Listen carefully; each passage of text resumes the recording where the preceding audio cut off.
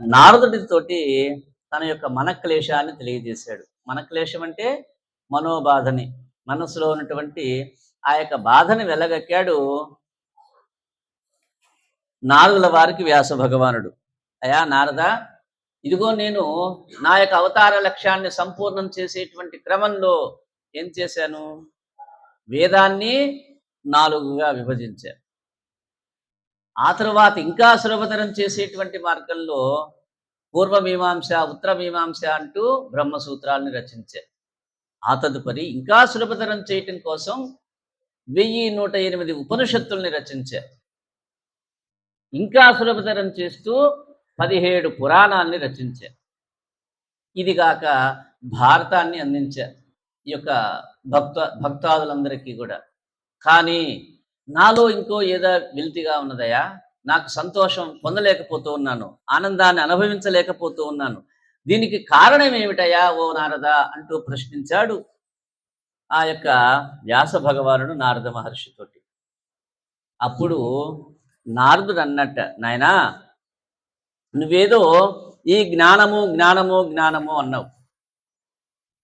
కేవలం ఈ యొక్క విశ్వంలో ఉన్నటువంటి అనంతమైనటువంటి బ్రహ్మాండంలో ఉన్నటువంటి అన్ని సాకారం చేశావు, అన్నీ క్రోడీకరించి ఈ యొక్క ఏదైతే వేదం ఉన్నదో, ఏదైతే బ్రహ్మసూత్రాలు ఉన్నాయో, ఏదైతే ఉపనిషత్తులు ఉన్నాయో, ఏవైతే పురాణాలు ఉన్నాయో, ఈ పురాణాలలో ఏకరువు పెట్టేసావు అంతా కూడా.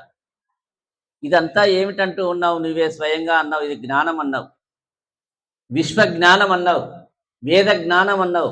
ఇది కేవలం జ్ఞానం మాత్రమే, కానీ ఇందులో ఎక్కడైనా భగవతత్వం ఉన్నదా అన్నాడు. ప్రత్యేకించి భగవంతుడెవరో ఆయన్ని విశదీకరించేటువంటి ప్రయత్నం చేసావా ఎక్కడైనా అన్నాడు. అసలు భగవంతుడెవరో నీవు గుర్తించావా అని చెప్పి అన్నాడు. అలాంటి ఆ యొక్క భగవంతుణ్ణి నీవు గుర్తిస్తే ఈ యొక్క విశ్వంలోని మిగతా జీవరాశులు గుర్తించేటువంటి తత్వం ఏదైనా నువ్వు రచించావా అన్నాడు. ఆయన్ని వేడుకునేటువంటి పద్ధతులు ఉన్నాయా అందులో అన్నాడు. భగవన్ని దర్శనం చేయించలేకపోయినావు. ఆ యొక్క భగవంతుని యొక్క గుణ విభవ ఐశ్వర్యాల రూప యవన లావణ్యాల గురించి వివరణలు, ఆయన్ని స్తోత్రం చేసేటువంటి విధానాలు, ఆయన్ని ప్రసన్నం చేసుకునేటువంటి విధానాలు ఎక్కడైనా ఉన్నాయా ఈ పురాణాల్లో అన్నాడు. పురాణాలు కానీ, వేదాలు కానీ, ఉపనిషత్తులు కానీ, బ్రహ్మసూత్రాలు కానీ, ఇందులో ప్రత్యేకించి భగవంతుణ్ణి గుర్తించేటువంటి తత్వం ఏదైనా ఉన్నదా, దాన్ని సులభతరం చేసేటువంటి విధానం ఏమైనా రచించావా నువ్వు, అది ఎక్కడైనా విశదీకరించావా, దాన్ని సూత్రీకరించావా అని చెప్పి ప్రశ్నించాడు నారదుల వారు ఆ యొక్క వ్యాస భగవాను. అప్పుడు నాలిక ఖర్చుకున్నట్ట నా వ్యాసుడు, నిజమేనయా, ప్రత్యేకించి భగవంతుడెవరో ఆ యొక్క భగవంతుణ్ణి గుర్తించేటువంటి విధానం ఏదో, ఆ యొక్క భగవంతుణ్ణి ప్రత్యేకించి స్తోత్రం చేసేటువంటి విధానాలు ఏవైతే ఉన్నాయో, ఆయన యొక్క విశేషాలని తెలియజేసేటువంటి విధానం ఏముందో ప్రత్యేకించి ఎక్కడా నేను చెప్పలేదయా ఓ నారద మహర్షి అన్నాడు. దాన్ని నీవు ఇప్పుడు రాస్తే నీ మనస్సు తేలిక పడుతుంది. అసలు భగవంతుణ్ణి గుర్తిస్తేనే చాలు ఆ యొక్క జన్మకి ధన్యత వస్తుందయా ఓ వ్యాస. కావున నీవు వెంటనే చేయవలసిందేమిటి, భగవంతుని యొక్క తత్వాన్ని నీవు అక్కడ పెట్టేసి భగవంతుని యొక్క రూపాన్ని అక్కడ విశదీకరించు, ఆయన యొక్క గుణాన్ని నీవు విశదీకరించు, ఆయన యొక్క విభవ ఐశ్వర్యాదులు ఏవైతే ఉన్నాయో అవన్నీ నీవు అక్కడ పెట్టినట్లయితే నీకు మనోక్లేశం తొలగిపోతుంది, నీవు ఊరట చెందుతావు, ఆనందాన్ని అనుభవిస్తావని చెప్పి ఎప్పుడైతే నారదుడు తెలియజేశాడో వెంటనే ఆ యొక్క వ్యాస భగవానుడు ఏదైతే అష్టాదశ పురాణాలలోని చివరి అయినటువంటిది భాగవతాన్ని రచించటం మొదలుపెట్టాడు. అలా నారదుని యొక్క ప్రేరేపణ చేత స్వయంగా కృష్ణుడే, శ్రీకృష్ణ పరమాత్మే, శ్రీమన్నారాయణుడే ఒక అవతార లక్ష్యంగా జన్మించి ఉన్నటువంటి ఆ యొక్క వ్యాసుని చేత భాగవతము రచించబడి ఏదైతే యొక్క విశ్వంలో ఉండేటువంటి సకల ప్రాణరాశులకి కూడా సకల ప్రాణులకి కూడా ఉన్నతమైనటువంటి స్థితిని చేర్చేటువంటి ఒక అద్భుతమైనటువంటి ఆశీర్వచనాన్ని అందించాడు వ్యాస భగవానుడు మనకందరికీ భాగవతాన్ని అందించి. అలాంటి ఎవరైతే యొక్క భాగవతత్వాన్ని అందుకుంటాడో, ఎవరైతే భాగవతము యొక్క ఫలాన్ని తాను ఆశిస్తాడో, ఎవరైతే భాగవత జ్ఞానాన్ని పొందుతాడో, ఇక ఆ దేహం అనేటువంటిది ఈ భూమి మీద మరల జన్మించదు జన్మించదు జన్మించదు. ఇది స్పష్టంగా చెప్తుంది వేదం. స్పష్టంగా తెలియజేస్తూ ఉంది భాగవతం.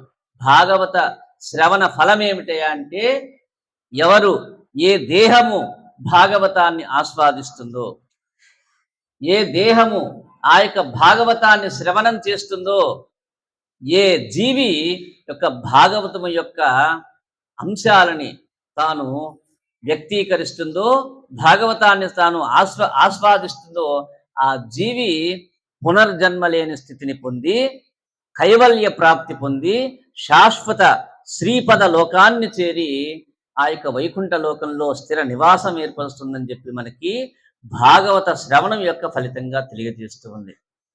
కాబట్టి మనకి ఏదైతే నవవిధ భక్తులు తెలియజేస్తూ ఉన్నాయో, ఈ నవవిధ భక్తుల్లో మొట్టమొదటి భక్తిగా ఏం చెప్తూ ఉన్నాడు? శ్రవణాన్ని చెప్తూ ఉన్నాడు. శ్రవణం కీర్తనం విష్ణోః స్మరణం పాదసేవనం అర్చనం వందనం దాస్యం సఖ్యమాత్మ నివేదనం. మొట్టమొదటి భక్తిగానే శ్రవణ భక్తిని మనకి తెలియజేస్తూ ఉంది భాగవతం. శ్రవణం చేయటానికి ప్రత్యేకించి అర్హత అంటూ ఏముండదు. ఏదైనా ఒక ఉద్యోగం చేయాలనుకోండి, ఏదో అర్హత ఉండాలి. ఒక వ్యాపారం చేయాలనుకోండి, ఏదో అర్హత ఉండాలి. ఒక వ్యవసాయం చేయాలనుకోండి, ఏదో అర్హత ఉండాలి. అర్హత అంటే నైపుణ్యమే దానిలో. దాని గురించి జ్ఞానం ఏదైనా ఉండాలి. ఏ ఉపాధి పొంది, ఈ శరీరం అనేటువంటిది ఉపాధి పొంది దాని ద్వారా కొంత అనుభవించాలంటే ఏదో ఒక నైపుణ్యం ఉండాలి, ఏదో ఒక అర్హత ఉండాలి.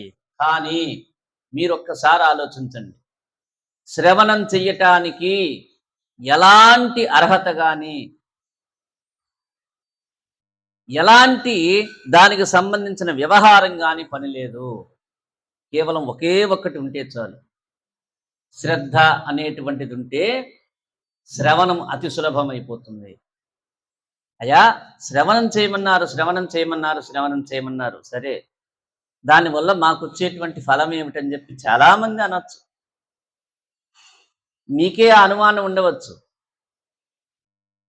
శ్రవణం ద్వారా వచ్చేటువంటి ఫలం ఏమిటయా అంటే, శ్రవణం ద్వారా శ్రద్ధ కలుగుతుంది అన్నాడు. సరే శ్రవణం వల్ల శ్రద్ధ వస్తుంది నిజమేనయ్యా. శ్రద్ధ వల్ల ఏమొస్తుంది మాకు? శ్రద్ధావాన్ లభతే జ్ఞానం అన్నాడు. శ్రద్ధ ఉంటే జ్ఞానం వస్తుంది. జ్ఞానం ఉంటే మాకు ఉపయోగం ఏముందయ్యా అని అనొచ్చు ఇంకొక ఆయన. అయా జ్ఞానం ఉంటే మాకేం వస్తుంది కావయ్యా? అసలు మానవుడిగా పుడితే ఉండవలసింది జ్ఞానమే కదా మొట్టమొదట. జ్ఞానం లేని మనిషిగా పుట్టి ఉపయోగం ఏముంది? భగవంతుడు నీకు ఎంత ఉన్నత స్థితిని అందించటం కోసం మానవుడిగా యొక్క భూమి మీద పుట్టించాడు. ఒకసారి మనం ఆలోచించామా? ఎన్ని జీవరాశులు ఉన్నాయన్నాడు యొక్క విశ్వంలో? 84 లక్షల జీవరాశులు ఉన్నాయి. యొక్క 84 లక్షల జీవరాశుల్లో అతి ఉన్నతమైనటువంటి జన్మ ఏమిటంటే మానవ జన్మే. ఎందుకయ్యా అది అంత ప్రత్యేకత ఏమిటి దీనిలో? ఏముంది ఇందులో అని చెప్పి అనుకోవచ్చు మనం. చూడండి, ఆహార నిద్ర భయమైథునంచ. చూడండి, ఆలోచించండి. మనం నిద్ర లేస్తూనే పడుకోబోతూ ఈ మధ్యలో ఏం చేస్తూ ఉన్నాం? ఆహారాన్ని తీసుకుంటూ ఉన్నాం, నిద్రపోతూ ఉన్నాం, మధ్యలో ఉపాధులు ఎత్తుకుంటూ ఉన్నాం, సంసారం చేస్తూ ఉన్నాం, తద్వారా పిల్లల్ని కంటూ ఉన్నాం. మరలా వాళ్ళు కూడా చేసేది ఇదే. ఈ 4 ఒక్కసారి ఆలోచిస్తే మన ఇంట ఉండే కుక్క కూడా ఇదే చేసేది. మన ఇంట ఉండే కుక్క కూడా ఇదే చేసేది. మన చావిడిలో కట్టబడి వేసి ఉన్నటువంటి పశువు కూడా ఇదే చేస్తుంది. ఈ 4 వాటికి ఉన్నాయి. మరి ఈ 84 లక్షల జీవరాశుల్లో మనిషికి వాటికి ఉండేటువంటి తేడా ఏమిటి? ఉన్నదయా. ఏమిటి? నేను నోరారా రామా అంటూ ఉన్నాను. నేను నోరారా హరికీర్తన చేస్తూ ఉన్నాను.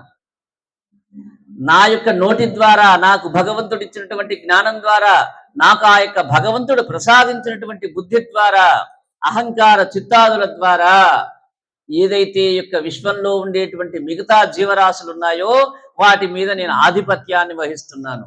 అవునా కాదా? నీవు ఒక తాడు తీసుకొని పశువుని కట్టేయగలుగుతూ ఉన్నావు. ఒక పంజరాన్ని తీసుకువచ్చి ఆ యొక్క పక్షుల్ని దానిలో పెట్టగలుగుతూ ఉన్నావు.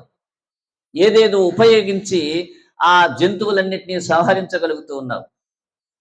ఆ యొక్క జంతువుల్ని అదుపులో ఉంచుకోగలుగుతూ ఉన్నావు.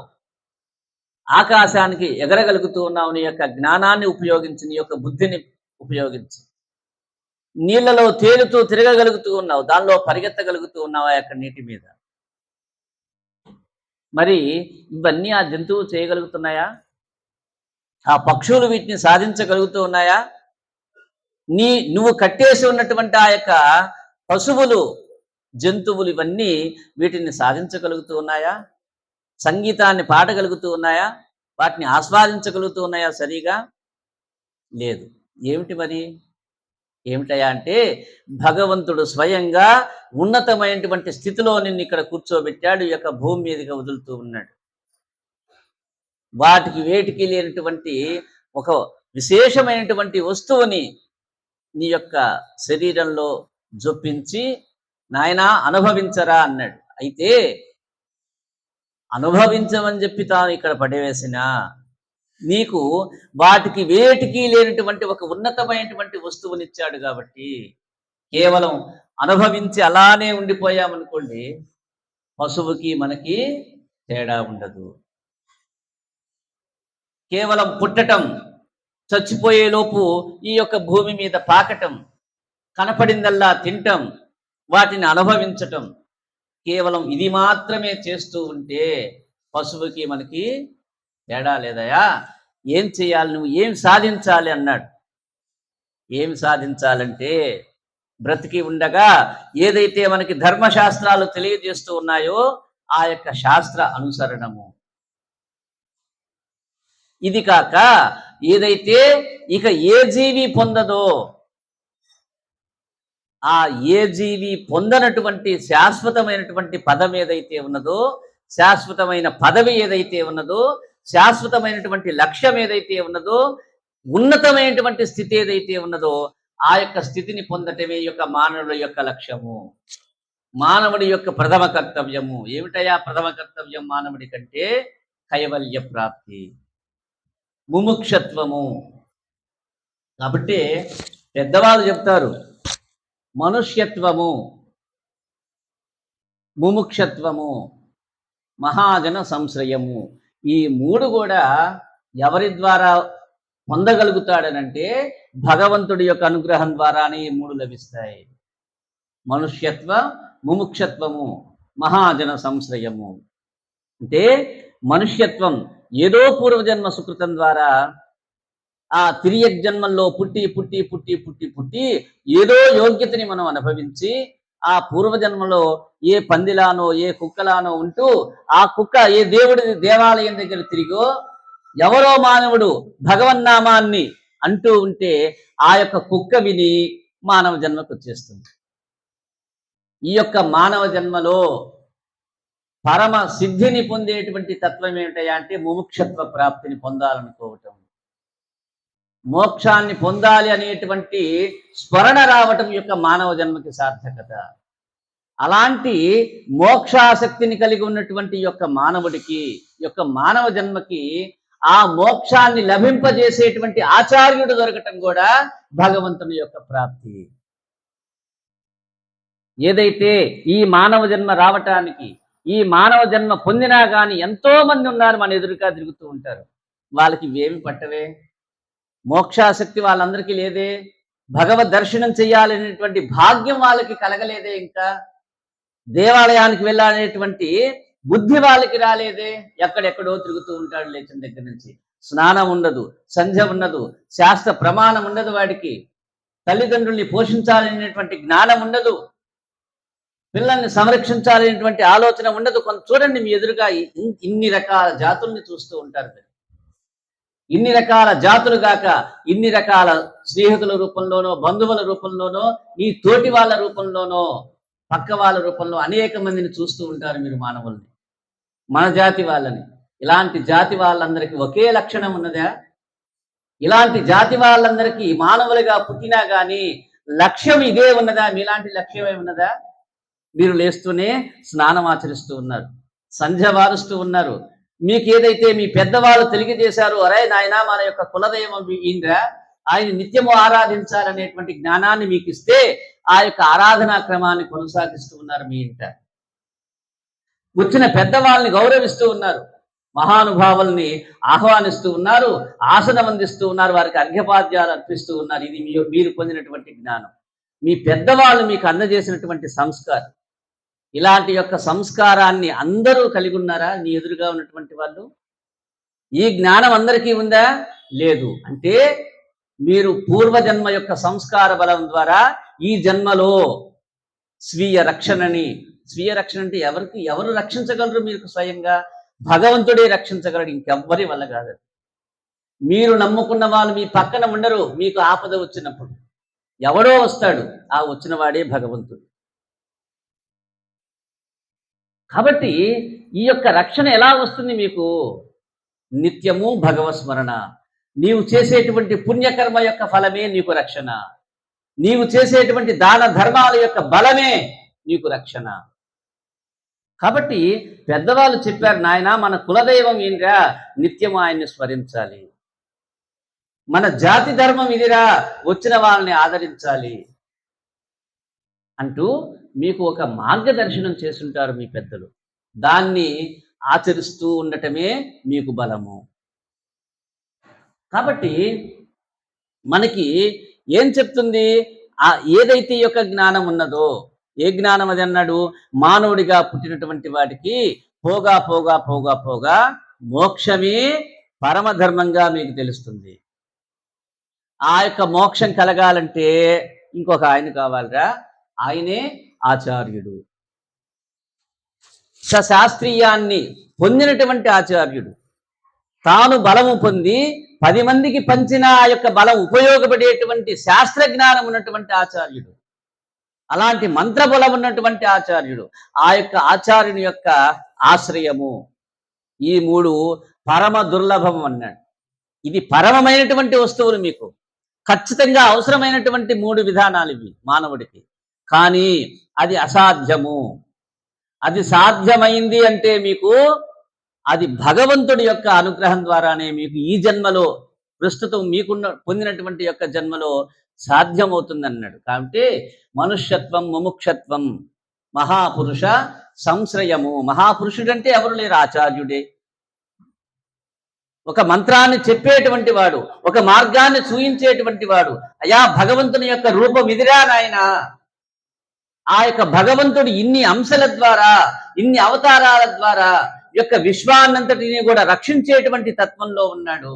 రక్షణ తానై స్థితికారత్వాన్ని మనకందరికీ అందజేసేటువంటి భగవంతుడు ఆయన. ఆయన్నే చూడాలి, ఆయన్నే వేడాలి, ఆయన్నే కోరాలి, ఆయన్నే దర్శించాలి. ఆయన యొక్క మార్గం ఇది. ఆయన ఇదిగో ఈ మాటల ద్వారా లొంగుతాడు, ఈ పాటల ద్వారా ఆయన మనకి దరిచేరగలం. ఇలా ఈ రూపంతో ఉంటే ఆయన మనల్ని ప్రేమిస్తాడు. ఆయన్ని ప్రేమించాలంటే ఆయన యొక్క విశేషాలు మనం తెలుసుకోవాలి. ఇదిగో ఇలాంటి జ్ఞానాన్ని మీకు అందించేటువంటి వాడే ఆచార్యుడు. అలా ఆ యొక్క ఆచార్యుని యొక్క పర్యవేక్షణలో మాత్రమే ఈ దేహము తరించగలదు. ఏదైతే శాశ్వత పదం ఉన్నదో ఆ యొక్క శాశ్వత పదమైనటువంటి ఆ వైకుంఠలోక దర్శనం చెయ్యాలంటే ఆచార్యుని యొక్క మార్గదర్శనంలో ఆయన వెంట నడుస్తూ ఉండాలి. ఆయన ఏ మార్గాన్నైతే సూచించాడో ఆయన ఏ మాటలనైతే చెప్పాడో, ఆయన ఏ పాటలైతే పాడాడో, ఆయన ఏ మంత్రమైతే చెప్పాడో, అదిగో అలాంటి మంత్రాలనే, అలాంటి మాటలనే, అలాంటి పాటలనే మనం పాడుతూ ఆయన యొక్క పర్యవేక్షణలో మనం నడుస్తూ నడుస్తూ నడుస్తూ వెళితే ఆ మార్గం ఎక్కడికయ్యా వెళ్ళేదంటే శాశ్వతమైనటువంటి విష్ణు పదానికి వెళ్తుంది ఆ యొక్క మార్గము. కాబట్టి అలాంటి ఆ యొక్క విష్ణు పద ప్రాప్తిని పొందేటువంటి మార్గములో మొట్టమొదటి భక్తి తత్వం ఏమిటయా అంటే శ్రవణము అన్నాడు. కాబట్టి ఈ యొక్క శ్రవణ భక్తిని అతి సులభంగా పొందవచ్చు మానవుడు. ఎందుకంటే ఈ శ్రవణం ఎలా లభిస్తుంది? దేహం అక్కడ పడుంటే చాలు. అంటే లేజీగా ఉన్నవాడి కూడా కీర్తనం చేయమన్నా అనుకోండి, గొంతు సవరించాలి, ఎవరి దగ్గరో ఈ రాగం ఎలా అనాలో తెలుసుకోవాలి, ఈ రాగాలకి స్వరజ్ఞానం తెలుసుకోవాలి, స్వరం అంటే ఏమిటో తెలియాలి, స్వరం తెలియాలంటే సరిగమ పదనిసలు రావాలి, ఆ యొక్క సరిగమ పదనిసలు ఇంకా అటు తిప్పి ఇటు తిప్పి ఇటు తిప్పి ఇటు తిప్పి, శీతాకాలం వేస్తే గొంతు రాదు, ఎండాకాలం అయితే పగిలిపోతుంది, మంట పుడుతుంటుంది. ఇది చాలా కష్టమైనటువంటి పని కీర్తనం చేయటం. స్మరణ ఉండాలా, మనసు నిలపాలి, అది కష్టమే. ఇంకా చెప్పాడు నవవిధ భక్తి విధానాలు: శ్రవణం, కీర్తనం, స్మరణం, పాదసేవనం, అర్చనం, వందనం, దాస్యం, సఖ్యం, ఆత్మనివేదనం. సఖ్యం అంటే ఎదుగా అర్జునుడికి చెల్లింది, సుగ్రీవుడికి చెల్లింది, విభీషణుడికి చెల్లింది. మనకి సాధ్యమవుతుందా ఆయనతో సఖ్యం చేయటం? సాధ్యం అవుతుంది, కానీ మనస్సుని నిలపాలి.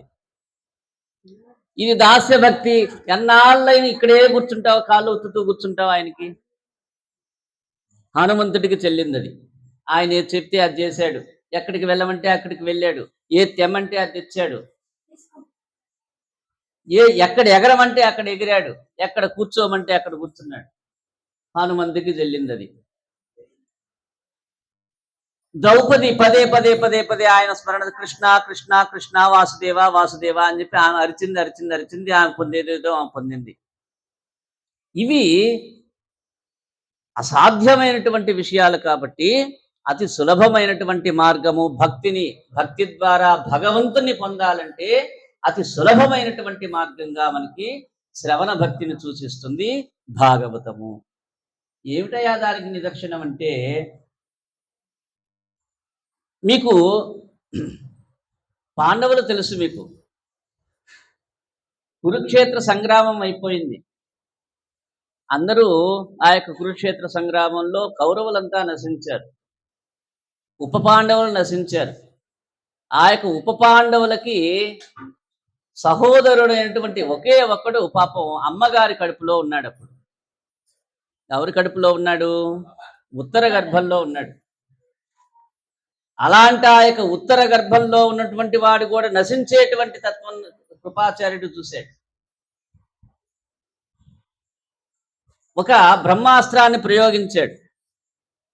అలా ఆ యొక్క ప్రయోగం నుంచి కూడా సంరక్షింపబడ్డాడు. ఎవరి ద్వారా?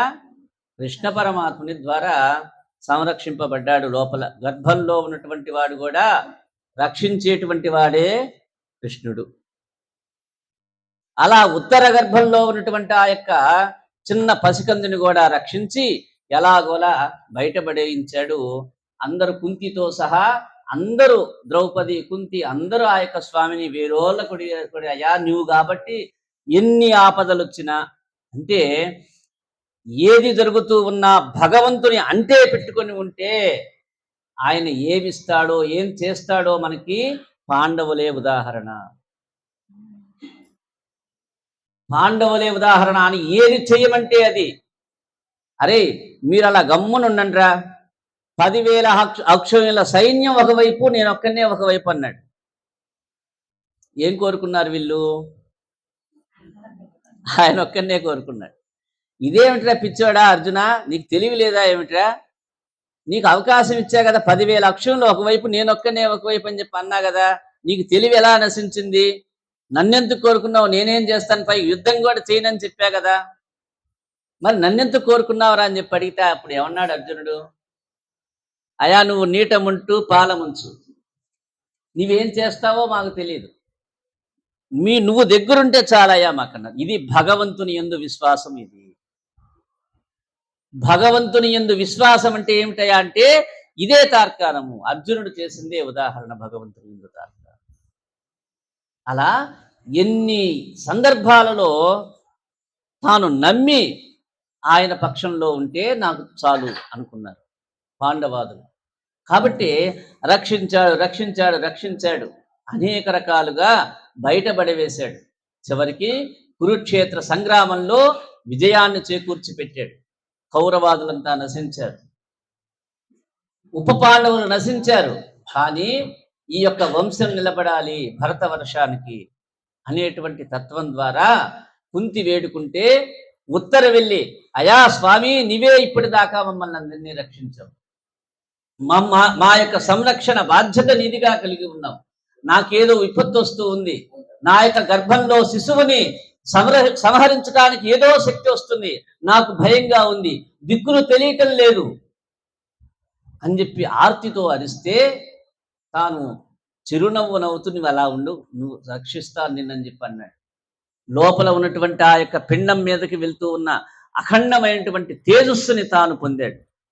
వెనక ఉన్నటువంటి శిశువుని రక్షించాడు. పాపం ఆ ఉత్తర గర్భంలో ఉండేటువంటి వాడు లీలగా చూశాడు. ఎలా ఉన్నట్టు అప్పుడు అంగుళ ప్రమాణంలో ఉన్నాడు కృష్ణయ్య. పాపం ఈయన మోహం కనబడలేదట లోపల ఉన్న. అప్పుడు ఆయనకి ఎన్ని నెలలు?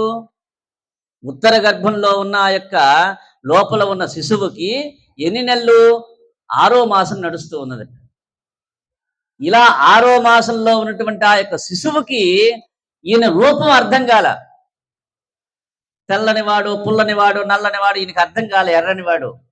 కానీ ఈయన కనపడింది ఏమిటయా అంటే ఈయన చేతిలో 2 వస్తువులు కనపడ్డాయి. ఏమిటా వస్తువులు? శంఖ చక్రాలు మటుకు లీలగా అర్థమైనాయి ఆయనకి, లోపల ఉన్నటువంటి ఆ యొక్క 7వ నెల వచ్చేటువంటి ఆ పిల్లవాడికి. మిగతా ఆకారం అర్థం కాల ఆయనకి. మొత్తానికి ఎవరో వచ్చాడు, ఆ బ్రహ్మాండ తేజస్సుతో వస్తున్నటువంటి ఆ యొక్క ఆయుధమో ఏదో అది తనకి అర్థం కావటం లేదు. కానీ తనని మింగేసేట్లుగా, తనని సంహరించేట్లుగా, తనని తినేసేట్లుగా వస్తూ ఉంది ఆ యొక్క బ్రహ్మాండమైనటువంటి రూపం. టక్కుని ఈయన వచ్చి నిలబడ్డాడు అక్కడ అడ్డంగా. ఆయన చేతిలో మటుకు ఒక చేతిలో శంఖము, ఒక చేతిలో చక్రం కనిపిస్తూ ఉన్నాయి. ఆయన రూపం కనపడినట్లుగా ఉన్నది. ఎవరో అర్థం కాల. ఎక్కడుండి చూశాడు ఇదంతా? గర్భంలో ఉండి చూశాడు. ఇక పాపం ఉత్తర ప్రసవించింది బిడ్డని. ప్రసవిస్తే ధర్మరాజు గారు ఆనందపడిపోయినాడు. ఆహా మన వంశం నిలిచిపోయిందిరా ఎలాగోలా అని చెప్పి బ్రహ్మాండంగా బారస జాతకర్మని పూర్తి చేశాడు. నామకరణ మహోత్సవం కూడా పూర్తయిపోయింది. ఈ యొక్క నామకరణ మహోత్సవం కూడా పూర్తయిపోయింది. పేరు పెట్టేశారు. కానీ వీడు పుట్టిన దగ్గర నుంచి సహజంగా పుట్టిన బిడ్డడు ఏం చేస్తూ ఉంటాడు చెప్పండి? ఆకలికి ఏడుస్తూ ఉంటాడు పాలు కావాలని. కడుపు నొప్పో లేకుంటే తలనొప్పో ఒళ్ళనొప్పులు అనిపిస్తే ఏడుస్తూ ఉంటాడు. అమ్మ పాల కోసం ఏడుస్తూ ఉంటాడు. అమ్మ కోసం చూస్తూ ఉంటాడు. కాకపోతే కానీ ఈ పుట్టినవాడు పుట్టిన దగ్గర నుంచి ఒకే పంట చేయటం. ఏం చేస్తూ ఉన్నాడు వీడు? వచ్చిన వాడి మొహం వల్ల ఎతుకుతూ ఉన్నాడు. పాపం చుట్టం చూపుగా వస్తారు చాలా మంది, పైగా రాజుగారు కదా, ఇంద్రప్రస్థాన్ని అనుభవిస్తూ ఉన్నారు. రాజ్యాధికారం ఉన్నది ధర్మరాజు గారికి, ఆయన పరిపాలన చేస్తూ ఉన్నాడు. ఈ పాండవుల దగ్గరికి వచ్చిపోయేటువంటి చుట్టాలు, స్నేహితులు, మిత్రులు వీళ్ళందరూ ఇతర రాజ్యాల వాళ్ళు, వీళ్ళందరూ వస్తూ ఉన్నారు, పోతూ ఉన్నారు. ఓహో వంశం నిలబడిందని చెప్పి ఆనందంగా ఉన్నారు. వాళ్ళంతా యొక్క ఆనందాన్ని అనుభవిస్తూ ఉన్నారు పాండవాదులు. ఈ బిడ్డడి దగ్గరికి వచ్చి పాపం వాడికి ఏదో అక్షింతలు వేసిపోవటానికి వస్తే వాడి మొహం వల్ల తేరిపార చూస్తూ ఉన్నట్ట పుట్టినవాడు. ఇదేమిటిరా వీడు ఇలా చూస్తూ ఉన్నాడు అని చెప్పి అందరికి అనుమానం. ఎవరిని చూస్తూ ఉన్నాడు వీడు? ఎవరికి అర్థం కావట్లా. అందుకని చెప్పి వీడి పేరేం పెట్టారట అప్పటి నుంచి? వచ్చిన వాడినల్లా పరీక్షగా చూస్తూ ఉన్నాడు కాబట్టి వీడికి పరీక్షిత్తు అనేటువంటి పేరు పెట్టేశారు. అప్పుడు వచ్చింది వీడికి పరీక్షిత్ అనేటువంటి పేరు. ఇలాంటి పరీక్షిత్తు సరే పెద్దవాడైపోయినాడు. తాతలందరూ చెప్పేశారు, అయా మన దైవం ఎవరయ్యా అంటే నల్లనివాడు, పద్మనయనంబుల వాడు, కృపారసంబుపై చల్లెడివాడు చెప్పేశారు. కృష్ణయ్యే మనకి దైవము అన్నాడు. గొల్లవాడు ఆయనే మనకి దైవం. ఎందుకంటే మనకి భగవంతుడిగా అసలు ఎవరిని చూపిస్తున్నాయంటే విభవైశ్వర్యాదులు ఎవరికి ఉంటాయా ఆయనే భగవంతుడు. షడ్గుణ ఐశ్వర్యపేతుడే భగవంతుడు. షడ్గుణ ఐశ్వర్యములు కలిగి ఉండాలి. ఐశ్వర్యములంటే ఆయనకి ఎవరికో ఉన్నట్టుగా 1000 ఎకరాల పొలాలు కాదు, లక్షల కోట్ల డబ్బులు కాదు మనకి రాజు. ఎవరయా భగవంతుడంటే విశ్వానికి షడ్గుణ ఐశ్వర్యములు ఉన్నటువంటి వాడే భగవంతుడు. ఆ యొక్క షడ్గుణ ఐశ్వర్యములు కలిగి ఉంటే ఎప్పుడు ఏ ఆపద వచ్చినా రక్షించేటువంటి తత్వం కలిగి ఉండాలి. ఎన్నిసార్లు రక్షించినా ఇంకోసారి రావాలి మళ్ళా. చూడండి, అది ఐశ్వర్యం అంటే. సహజంగా ఒక అనుయుద్ధం జరిగిందనుకోండి, ఉన్నవి మొత్తం అయిపోతాయి. మళ్ళా మరుసటి రోజు యుద్ధం అంటే వస్తాడా?